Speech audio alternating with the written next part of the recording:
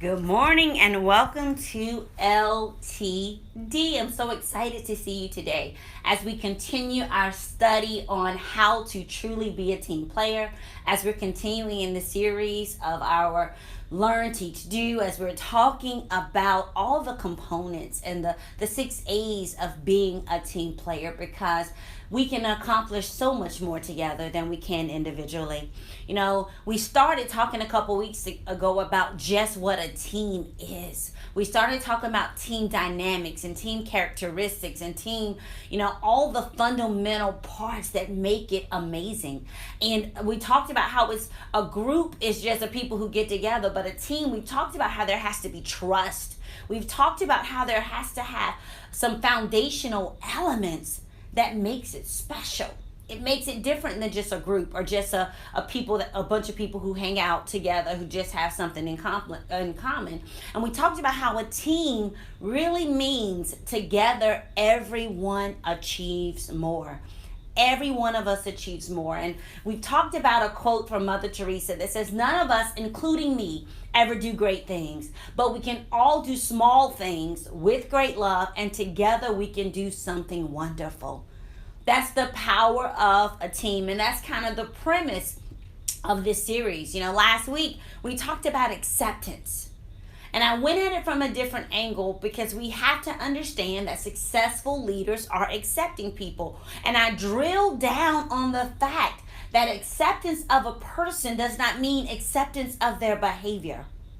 As leaders, we have to accept people based on their humanity. We accept people based on the fact that they were created in God's image and God doesn't make any junk. We have to understand that the person, who they are, and the behavior, what they do, are different. And acceptance means I accept who God created you to be, who He sent you here on to earth to what He sent you here to do.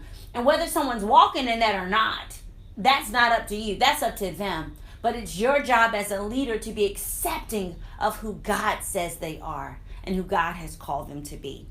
Now, this week, we're going to start in on another A. And this A is on alliance. And I know this is a little bit different term. It's not one that you see often when you're talking about a team. But as I was preparing for this, I believe God put this A on my heart because we need to understand what it is.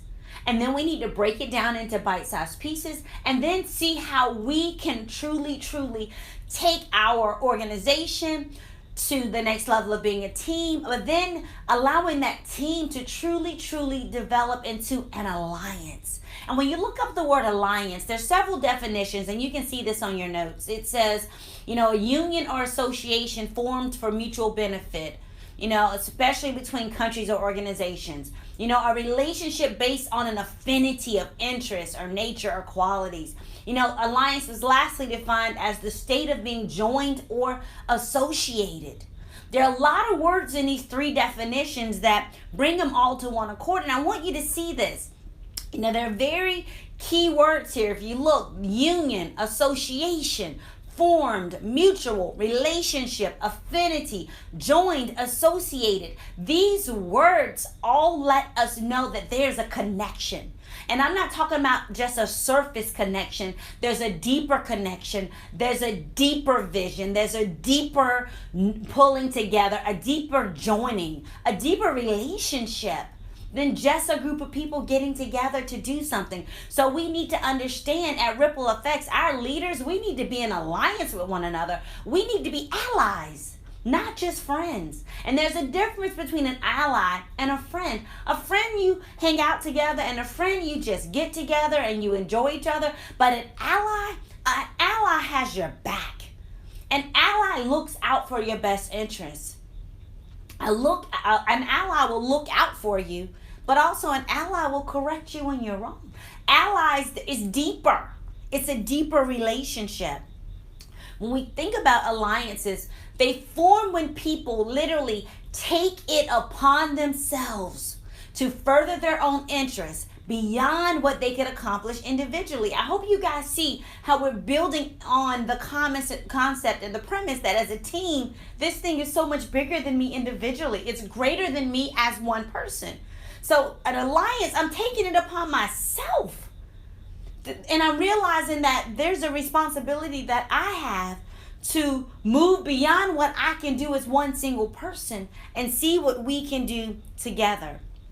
There's some advantages of having an alliance.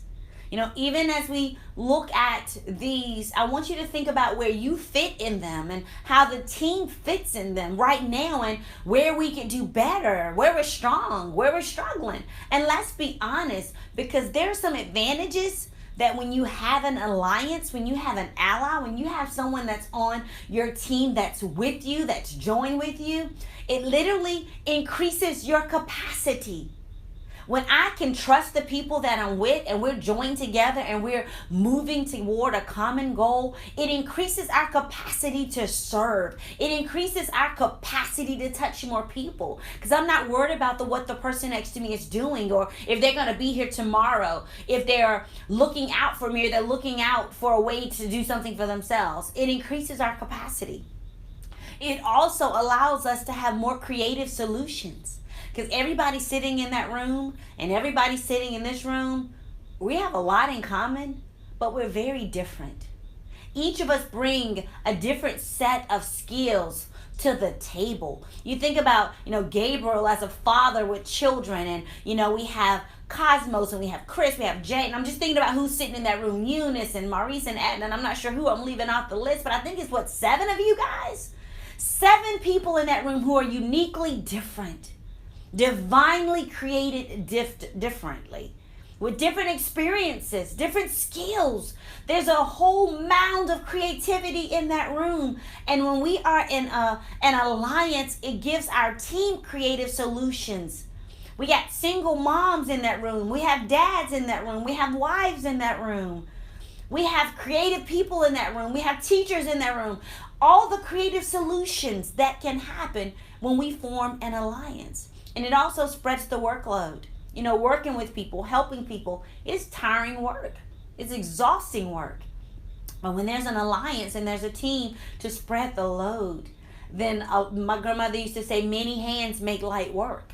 Then we're able to spread it. Because I can trust who's on my left and who's on my right. I can trust the person walking ahead of me and the person coming up behind me.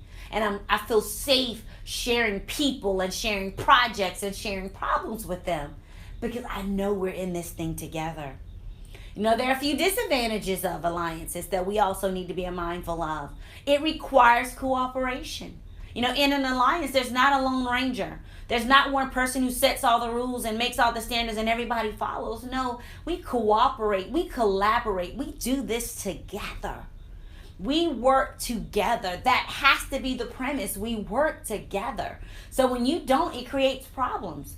When you think about another disadvantage of an alliance, training is required. And you guys are sitting in this LTD class today, that's training. You do walking through the word, that's training. The books that you're reading, getting in the word, that's training. It's required. But it's also on the job training, because I don't know how you work and how you think until I work with you. So it's a lot of us working together and learning from each other, the good and the bad. So some training's required. There's some time investment.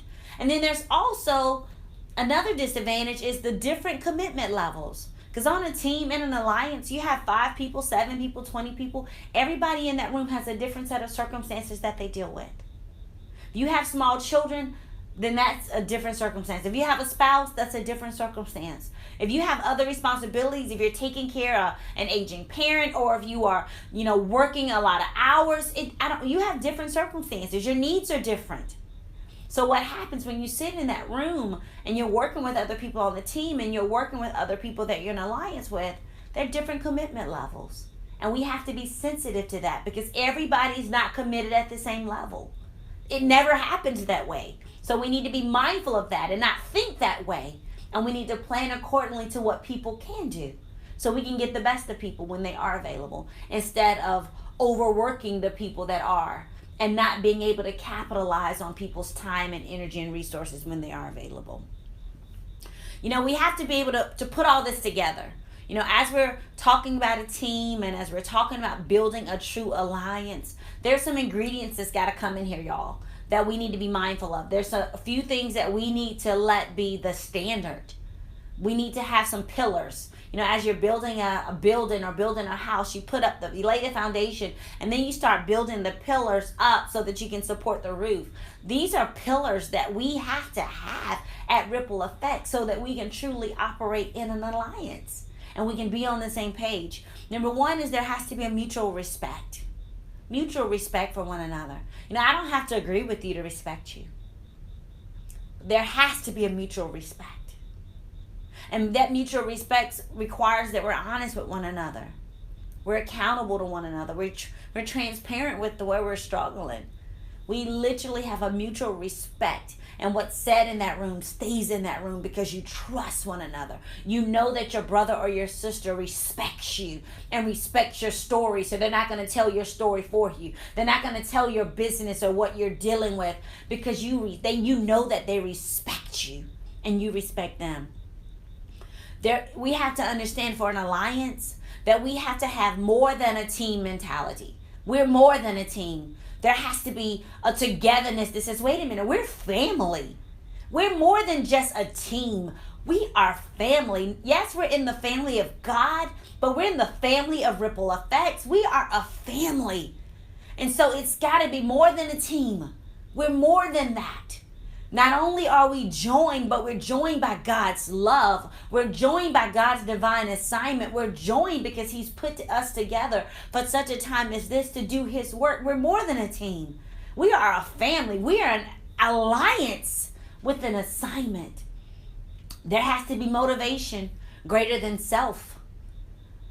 Because sometimes you guys are not going to agree with how to do things, but we have to always put the bigger picture on the table. This thing is bigger than me as an individual. It's bigger than you as an individual. We can't be so grafted into our self, what we want for self, and what me and my four want for us. No, we have to see the bigger picture. And ultimately, the bigger picture is the kingdom. The kingdom reigns with us. If the kingdom trumps my opinion, the kingdom trumps my feelings, the kingdom trumps what I want to do. What does the kingdom need? What does the kingdom desire? How do we represent the kingdom in this? How's the love of God shown in this? There's got to be a motivation greater than yourself. We also have to manage expectations. We got to be flexible. We have to be flexible. And I know a lot of times this is something I have to work on because I like to set a schedule and keep my schedule. I have a plan. I had a situation on yesterday that someone canceled on me on the last moment, and I handled business because I still had stuff to do. And that person said, and I never came off the post. Now, you were disrespectful. No, I wasn't disrespectful. I needed to manage my expectations, and I also needed to manage their expectations of how I do business. And yes, I'm a pastor, and yes, I'm a wife, I'm a mom, I'm a friend. I wear a lot of titles, but when I'm sitting in the Ripple Effect seat, I do business. And so I have to be clear on what expectations are, guidelines and timelines and business. I have to be about my business. So which means I have to manage business expectations. But there are times that things happen like yesterday and someone canceled on me and I have to be flexible. That's not natural for me. So I had to determine in that moment what I was going to do so that I could still manage my expectations to the best of my ability. I couldn't control that person canceling, but I needed to control how I responded in the situation and how I moved forward in that situation. So that was just kind of fresh. And lastly, we need to magnify God above everything else. All that we do, we need to do as to the glory of God. We need to magnify God, yes, in the big stuff, but we need to magnify God in the little details. We need to have a spirit of excellence about us with everything that we do, because we are putting God on display. Ripple Effects is putting God on display. Your life is putting God on display, and you need to magnify Him above all else, because other people may not be watching what you do or what you don't do, but God sees it all. He knows. He's watching. He's always watching. It's like you live in a glass house and people can always see, and the curtains are pulled. People can always see whether you want them to or not.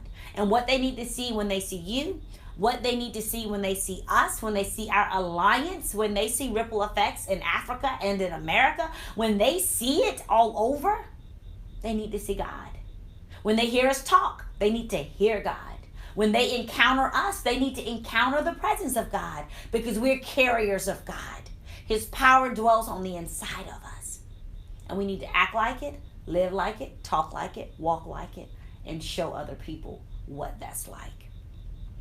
You know, Maya Angelou, again, one of my favorite people in the whole world. I love reading her stuff. I love her poems. I love her quotes. She said, we need joy as we need air. We need love as we need water. We need each other as we need the earth to share. We need each other. We need each other. We need each other. Ripple effects is only as strong as we are together. Not one entity, but us. Doing what God has called us to do, bringing Him glory, and allowing God to use us to transform lives. Allowing us to just be a part of what He's doing in the world, in the earth. What He's doing in rescuing people out of darkness, out of abuse and addiction, out of hopelessness and desperation. We get to do that. Not a me, but a we. It's us. And the stronger our alliance, the stronger our team, the stronger our trust, the more God can allow to be placed on us. Because He knows the foundation is set. And we're going to build up and not tear each other down. We're going to build up and bring other people with us. We're going to stay focused on the true goal. And the goal is Him. The goal is people being saved and coming into a personal relationship with Him. So, hope you've enjoyed that. Some of the discussion questions for today. And these are going to have you kind of look within. Going to have you look deep inside yourself. Because we can't talk about being a part of Alliance until we realize some of the things that we carry that can hinder us from being truly a part of that alliance. And first question is this: are you easily offended? Are you easily offended? And if you are, why? If you aren't, why not? The next question: do you naturally get defensive when someone corrects or makes a suggestion to you? Do you immediately start defending yourself or, thinking that they're out for you or they are against you? Are you naturally defensive? Be honest. The third question: are you consistently educating yourself and improving yourself? Are you consistently educating yourself and improving yourself? And that question is important because we're only as strong as our weakest link. The next question: do you hold yourself and other people around you accountable? Do you hold people accountable? And lastly, what actions are you currently taking to be a better version of you for this team? What are you doing? How are you educating? How are you improving? What are you personally and intentionally doing to be a better version of you? What are you doing? When we pick up on next week is one of my favorite topics to talk about. As a life coach, as a pastor, as a counselor, one of the key things that I believe lead to a person's success is accountability. People don't like it. I need it. You need it. We all need it as we move forward in our efforts to be who God has called us to be. So we're going to pick up next week with accountability. I hope you guys have an amazing time of discussion. Be honest. Dig deep. That room is a safe place. Remember, we're building an alliance and we have to be able to trust one another. So God bless you. Until I see you on next week, do you to the max. God bless.